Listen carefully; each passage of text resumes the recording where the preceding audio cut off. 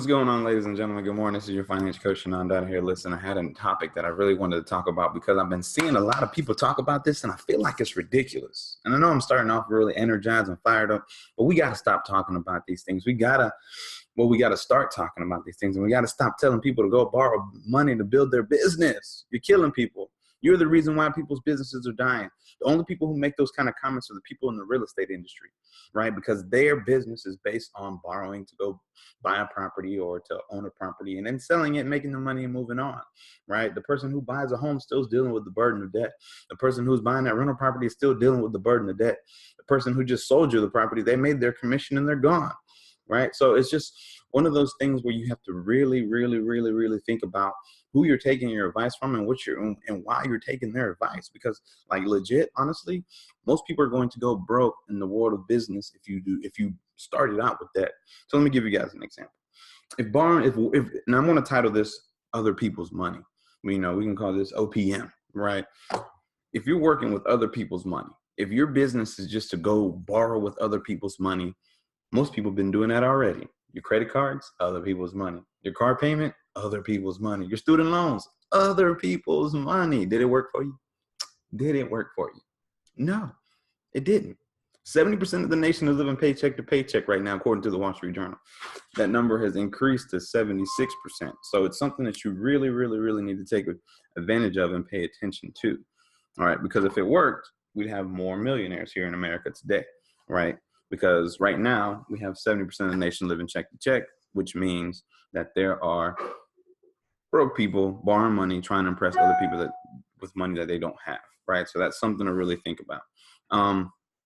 In that aspect, what's one of the worst things you can do when you start a business is to take out debt, because you put debt on that business. Now that business is going to have to try to grow at an exponential rate, right? At a rate to make not only to provide for your cost of living, but to also provide for your business to pay the debt back, right? And so what you're doing is, think of it this way. This is how I put it. You got a brand new baby mule, right? Baby mule, the mule is supposed to till the land, work the soil, whatever else, or baby ox, whatever you want to use as an example. You're trying to force this baby ox to work like a full-grown ox to produce crops for you, to work the land, till the land so you can produce crops. You're going to kill the baby ox or the baby mule, and that's your business. You're going to kill your business, right? And so that's what most people do. That's why most small businesses don't make it. That's why we don't survive. It's because we're putting an additional burden that the business doesn't even need before we even figure out what works in the business and what's not. Because I'll tell you this straightforward fact. The market responds to your business based on, one, finding out about what you do. When you do it well, more people will find out. Two, you'll get paid and you'll get cash when people actually need your services, or you're providing a service that's helping or solving a problem, right? And so when you're doing those things, the market is a direct reflection. Your bank account is a direct reflection. If you are in the period of struggle, that's fine. It's a part of the process. But that struggle is the beautiful part, because it forces you to think about what you need to do to fine tune and perfect your business. Because truth of the matter is, the struggle is going to be real, but the struggle is what forces you to figure out what works and what doesn't work. And so enough of this nonsense about people spending money and trying to, facilitate and do all these different things. If you're going to start a business, if you're going to be in a position to do that, then, you have to at some point think about where you're putting your money and where you're putting your dollars. Because if you're thinking that going to borrow money is going to solve the solution, fix the problem, you're absolutely wrong. You are absolutely wrong. And so I just wanted to put that out here today, because I'm really tired of people who are in the industry, particularly the real estate folks, who just keep telling people to go borrow money and use other people's money to make money.